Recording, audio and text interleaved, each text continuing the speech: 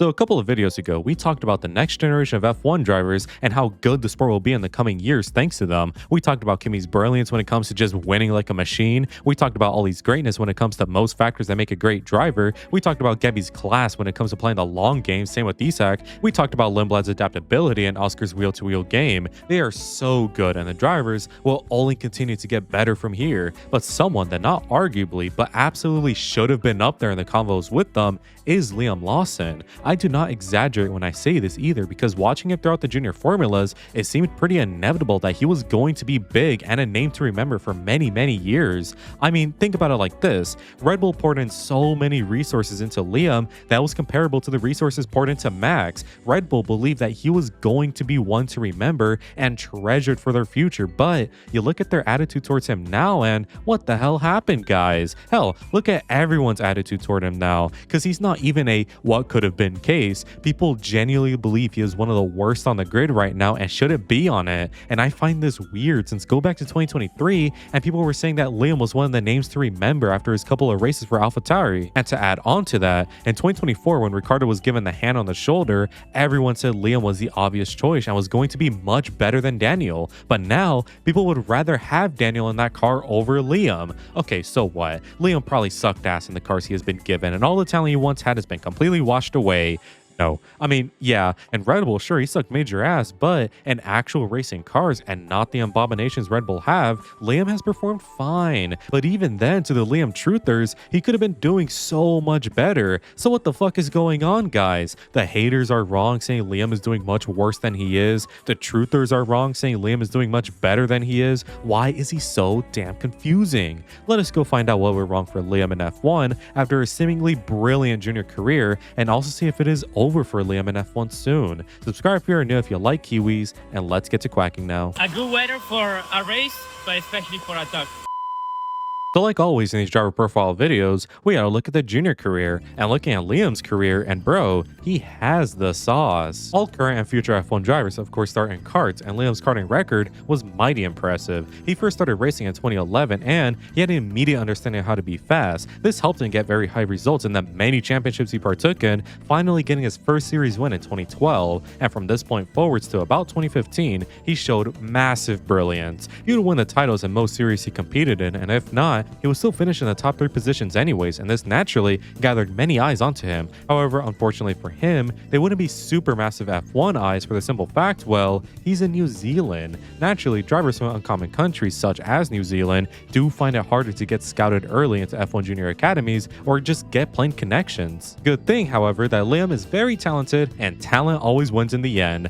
Mostly. In 2015, Liam first made the jump to cars from karts, and in his first ever championship, the Formula First Manfield Winter Series, Liam would finish second overall in the standings, and I wish I could tell you more since, well, have you ever heard of the Formula First Manfield Winter Series? It don't even got a Wikipedia page, so we'll just have to trust this was an impressive second place finish, which I think it was, since in his third ever championship in cars, the Formula 4 New Zealand Championship, Liam would win the entire damn thing for his first Formula title win. Things now do look great for the Kiwi, since from there to 2018, he would just continue impressing. A second place title finish in Australian F4, another second in the ADAC F4 Championship, decent results in the F3 Asian Championship. He was quickly rising through the ranks, which caught the singular eye of Helmut Marko. For 2019, Liam Lawson would be signed on as a Red Bull junior driver and subsequently had his best every year in cars. This period is when I first heard the name Liam Lawson and started watching his game, and boy did he have game. His only blemish this year would be in the biggest series he competed in, F3, where he finished a low 11th place, but it is important to note that he got the short end of the stick when it came to reliability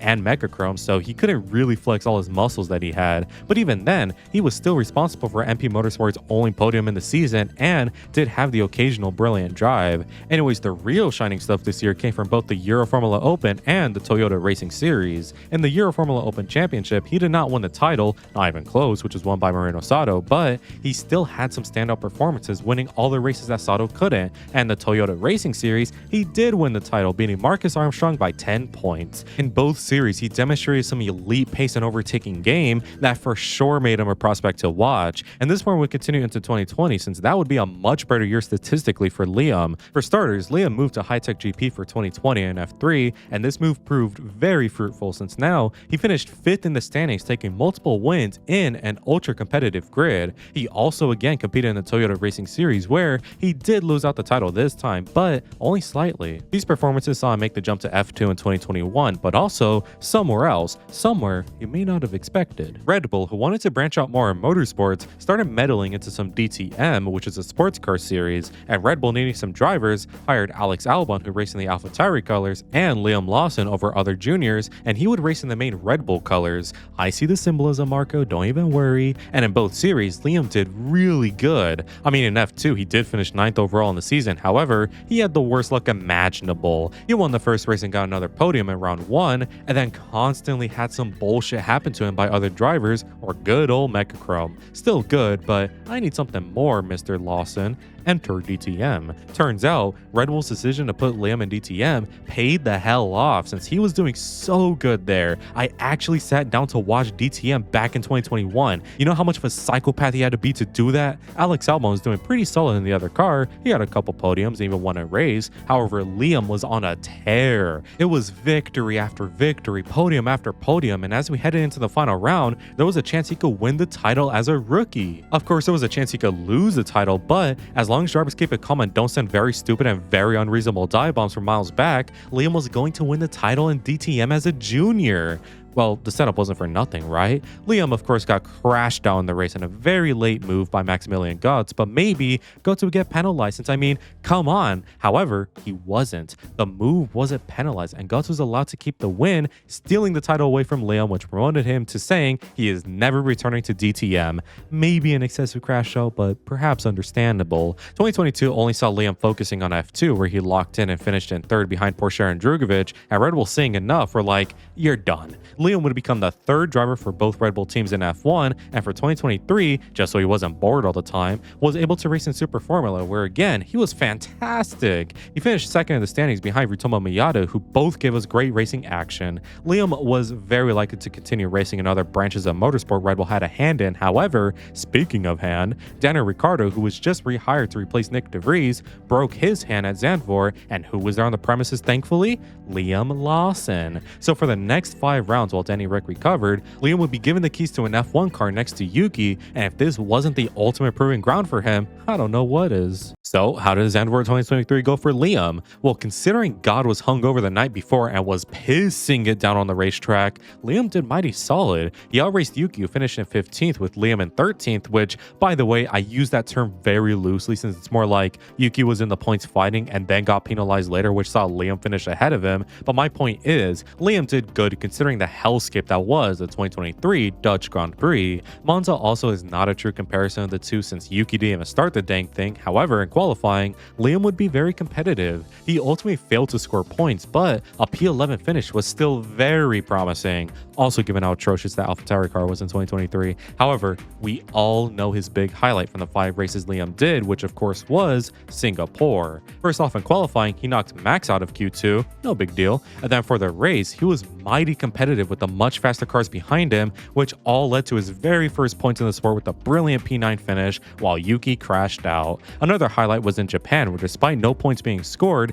Liam genuinely outraced Yuki this time, much to his frustration, and by this point, many were saying to just fully replace Danny Rick with Liam. Can't say I blame anyone. Qatar would be a lackluster race from Liam, but other than that, a brilliant 5-race run from him where he did the most he could in the AlphaTauri car for a rookie, so just imagine how he actually understood the car like Yuki did. And for 2024, he was again relegated to number 3 driver for both teams, but as we know, Ricciardo will be dropped for the last 6 races after the mid to late 30-year-old man couldn't perform like he was 26 again. Shocker. So with Liam being in a much faster Racing Bulls car again, also paired up with Yuki, but this time permanently, Liam needed to show his muscles and balls were true now. Anyways, for his first race in Coda, he immediately pissed off Alonso with some, let's say, daring driving, and Liam, not learning his lesson with messing with Hispanics, pissed off Checo at Mexico with again daring driving. Now, normally, I don't have a problem with daring moves, since as long as you pull them off, go for it, man, they're great. But that's when you pull them off. All Liam did in both of these instances was hit another driver for no reason and get surprised when they fight back. What also did not help is that after both instances,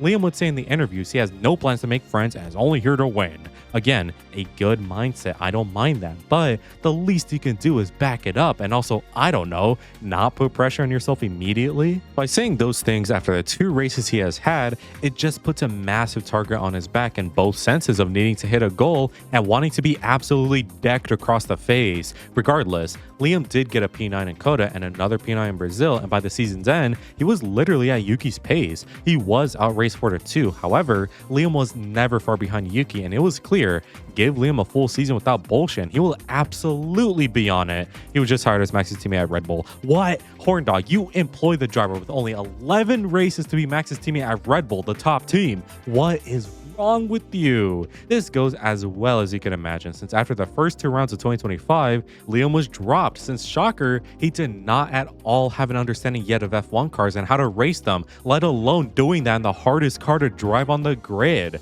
So Yuki was then his replacement. With Liam back down to V-Carb, it's fair to say he's had a stressful time as of late. Obviously, you would not be in the right headspace after getting into unnecessary beef with drivers you shouldn't beef with, being promoted to the most stressful team on the grid, and getting dropped just as quick in the span of about 4 to 5 months. So even though he is in a better car, Liam still couldn't drive to the best of his abilities. It was only until the middle portion of the season that Liam was finally able to nail down some brilliant results, and come season's end of 2025, he was nearly, if not at, Hadjar's level of performance. This would be a great base to go off of in 2026, since now both drivers can really be compared. However, Hadjar would get promoted to Red Bull, and now Liam is the team leader with his new rookie teammate Arvid Lindblad. So despite all his time in F1 so far, now he finally has a year to show what he is made of without mental pressure set on by either the media or himself. If anything, this is now the ideal situation for him, since yeah, Lindblad is good, but he's also a rookie. Liam should have leverage, and it's now up to him whether he can find the potential we all know he has or become the first what could have been driver of the new generation. But what exactly went wrong? How did Liam go from one of the most hyped up names in motorsport to a driver most don't like and most would rather see leave the F1 grid? Well, for a lack of a better phrase, I think he blew his load way too quickly. Those 5 races by Liam in 2023 were so beloved by many at the time, since he was being humble. He was just saying how grateful he is for the opportunity and how he is trying his best. However, in 2024, when Danny Rick got forced into retirement home, Liam's seat became permanent on the grid, and because of that, maybe he felt that it was his time now and he must show his muscles, because the driver from 2023 to 24 wasn't much different. In fact, Liam has always been an aggressive overtaker who sends crazy moves. However, where in the junior series they worked because the series are all spec series, in F1 it just doesn't. In F1, every car is different. Every car you fight with should be raced with that in mind. So when you're in a V-Carb sending dive bombs on a Red Bull, you just don't win those fights ever, even if Checo is washed. But obviously, mistakes happen. Even the most flawless of drivers still have their flaws, but the issue comes from 2025. When Liam gets embarrassed at Red Bull for 2 races, you would think he changes things up a bit, but no. He continued being a very overzealous and crash-happy driver despite his previous attempts clearly failing. It was like he refused to learn, since the driving that got him into F1 couldn't possibly fail on him now. Thankfully, Liam did eventually learn his lesson, and while he is still very aggressive, midway through 2025, he started to be more patient and clean with his moves. F1 is not Super Formula or F2 or DTM. F1 is F1, and you need to adapt to it the best you can. An example I always use is Brendan Hartley. Hartley is a fantastic racing driver, but he never adapted to F1, which caused him to fail spectacularly in 2018. Liam could either end up like that or try racing to F1 standards for once, and thankfully he went with the latter. Another issue with Liam though is of course his ego. When he was being propped up by Red Bull for so long as their next big driver to watch out for, naturally you build an ego, and having an ego is fine, but as we learned with Lando Norris, It's only fine if he could back it up. When Liam is crashing into people and not understanding how to race in F1, that doesn't really warrant an ego now, does it? I do believe he still struggles with this, unfortunately, since as we saw in round 1 this year, after getting into another fight with Checo, he went on the interviews ranting about him for so long instead of focusing on why the incident happened in the first place. This can be applicable to many things in life, but even if you feel like you aren't at fault for something, it is important to still have the humility to review whatever incident happened and understand if there was something you could have done better. There will always be something you could have done better. I do trust Liam can learn his lesson, and sometimes, keep your thoughts to yourself. Not everyone needs to know who you hate or what you hate. Makes you seem very insecure and insufferable at times. So as long as Liam can work on these things that plague his game, I don't think it's over for him yet. I do have faith Liam will improve his behavior and driving, also thanks to new regs. Plus Red Bull are in a bit of a pickle, since if they do decide to drop him, who would it be for? Yes, Nikola Solov is doing pretty good so far, but it's only been one race in F2, and he did also spend 3 years in F3, far too long for any aspiring rookie. I think during this time, Liam can use that to his advantage and regain the skill we know he has. I still believe in Liam Lawson.